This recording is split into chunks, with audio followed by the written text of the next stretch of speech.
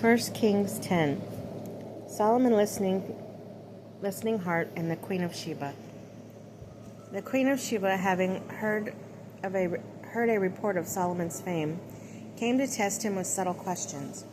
She arrived in Jerusalem with a very numerous retinue, and with camels bearing spices, large amount of gold and precious stones.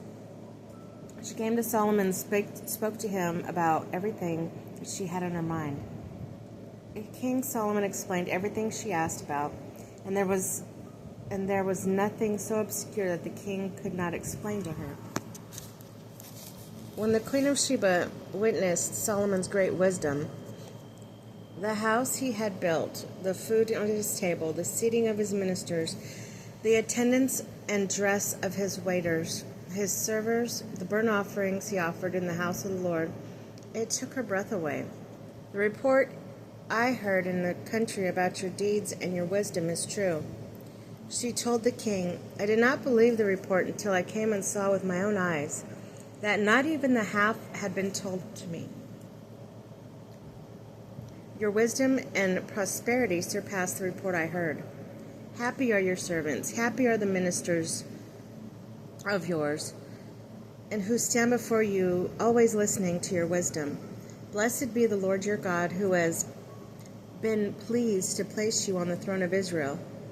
In his enduring love for Israel, the Lord has made you king to carry out judgment and justice.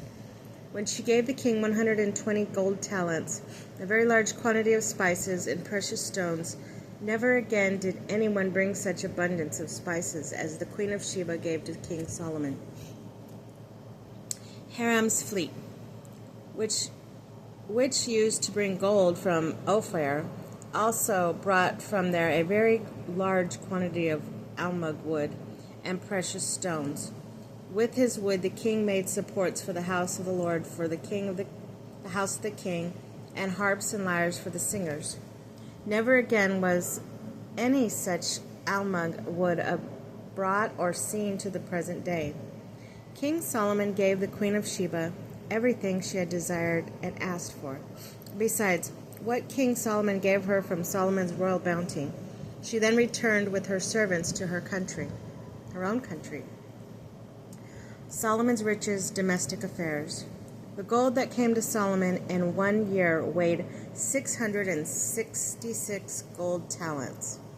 In addition to what came from the toils on the travelers, from the traffic of merchants, and from the kings of Arabia and the governors of the country, King Solomon made 200 shekels of beaten gold, 600 shekels of gold went into each shield, 300 bucklers of beaten gold, 3 minas of gold went into each buckler.